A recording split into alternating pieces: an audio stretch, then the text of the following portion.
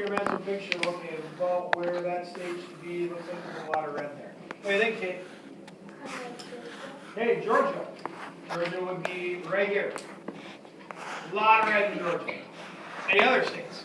What do you got? So, Louisiana, good. A lot of slaves in Louisiana. You remember from the movie, that was the auction capital of the United States. Grant? South Carolina. South Carolina is right here. South Carolina is almost entirely red. Their state percentage is almost 65% slaves. It's almost 2/3 slaves. Okay? Mark, what? Why don't they just fight back if they... Right. Is that getting dangerous for slave owners? Yeah, or non-slaves? Sure, because Mark says here.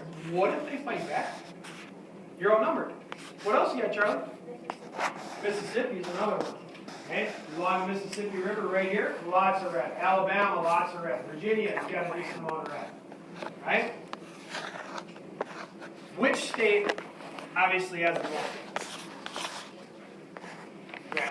South Carolina. South Carolina. So which state theoretically has the most to lose with Lincoln as president?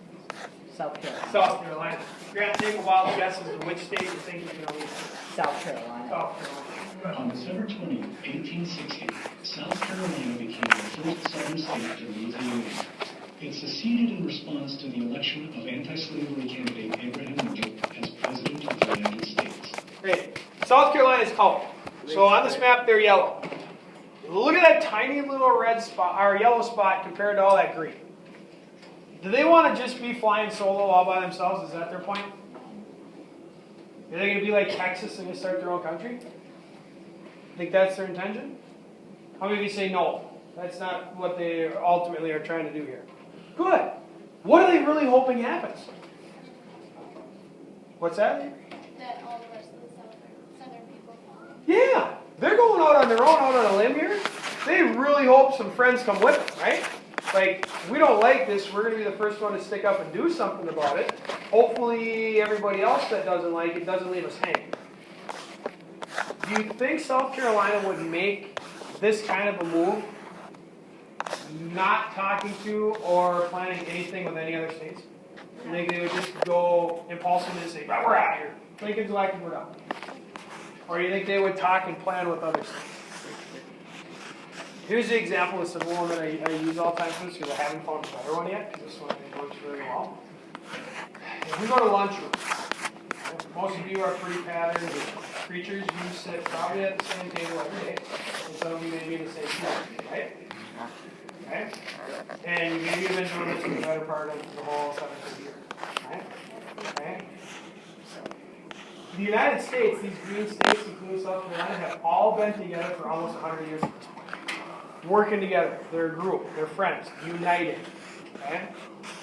Now South Carolina's up. It's like you're going to a whole new lunch table and start over all by yourself. You want to sit by yourself, Ron? No. David's absolutely right. You hope other people are going to come over and sit by you, right? Like, yep, we don't like the way things are going either, so we'll start our own group.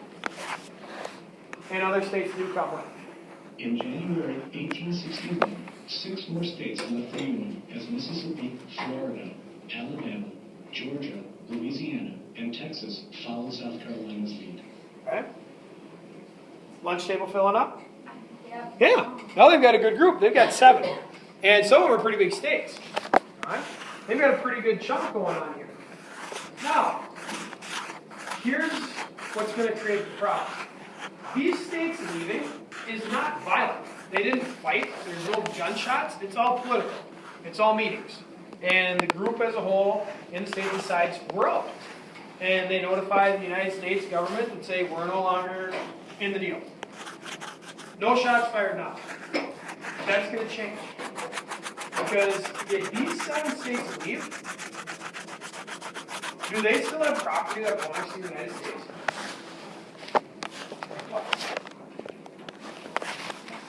What could they possibly have that the United States, 1, still technically owns, and 2, might even want back? What do you think, Kate?